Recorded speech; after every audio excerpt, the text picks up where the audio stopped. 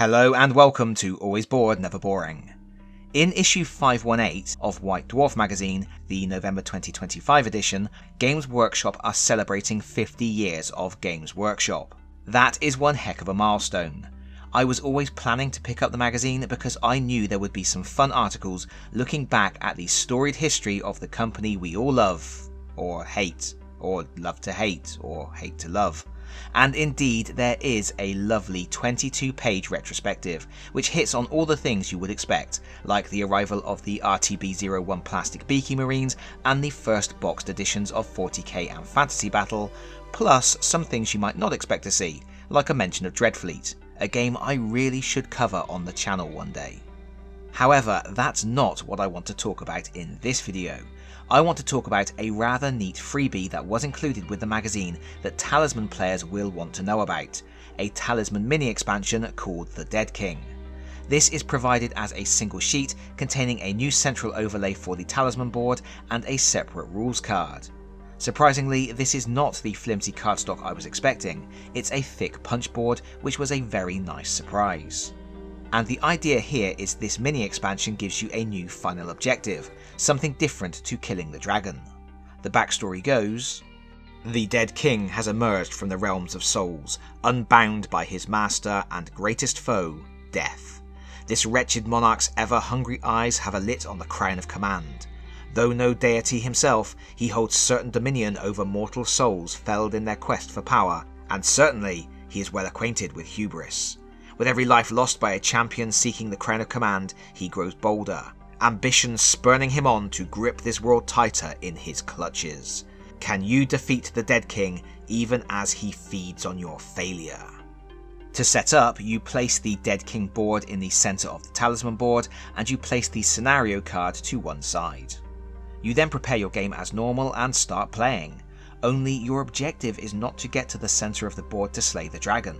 Instead, you are racing to defeat the Dead King before he gains enough power to claim the crown of command for himself. The gimmick here is that each time any hero loses a life for any reason, you place the life token on the Dead King's board. As he accrues lives, exactly how many depends on the number of players, he becomes more powerful. First, all the spirit enemies in the game, his minions, will gain 2 craft. Next, the Dead King himself will increase his stats from Strength 10 Craft 10 to Strength 13 Craft 13. Finally, he seizes the crown and defeats all of the players. And that's pretty neat for several reasons. Because you are racing against a ticking clock and it's possible for the Dead King to win, you can play this scenario solo. You just grab a hero and play as normal. But as explained on the Dead King scenario card, should you draw any spell or adventure cards that affect other players, you discard them and draw again. In fact, you can also play this game cooperatively, using the rules from Fate Beckons. The heroes work together, hoping to rid the world of the Dead King's vile presence. The second interesting thing is the way this scenario affects a standard competitive game. Fighting other players and choosing to take their life points will strengthen the Dead King, hastening his victory. So players will probably find they are only striking at a rival when they feel they need to, or they can get away with it. Unless, of course, one player is losing so badly they think they are out of the running and decide to throw in their lot with the Dead King, slaying other heroes and offering up their lives as gifts to a new spectral master. Finally, there is a potential that this scenario could lead to quicker games, as each life lost will bring the heroes closer to failure, so this may be an option if you don't have as much time as you would like for a normal game of Talisman.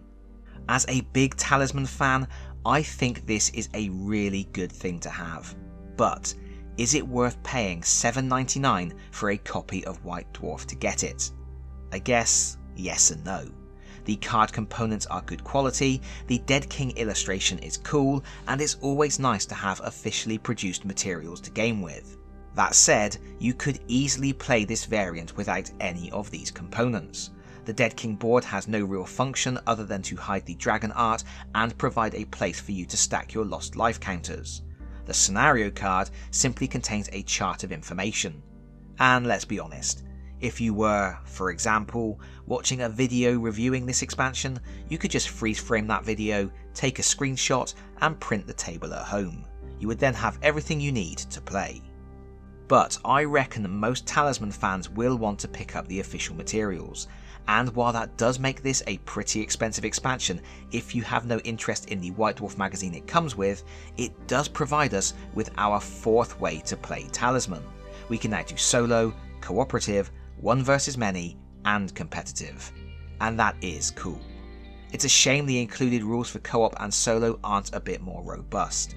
I would have liked to see the basic rules for cooperative play included here for people who don't have Fate Beckons, and it would have been nice to have a list of cards to remove when playing solo. In fact, I wouldn't be surprised to see a solo variant fleshed out and fully developed as part of the next Talisman expansion that goes to retail. But that just about does it for this video. White Dwarf Magazine 518 is available right now from Warhammer stores and stockists, newsagents and online retailers. If you grab a copy, drop me a message to let me know how you get on fighting the Dead King. And as always, if you like this video, please consider pressing the like button. If you really like this video, please consider subscribing if you don't already do so, and hopefully I will see you all again very soon. Bye bye everyone, bye bye.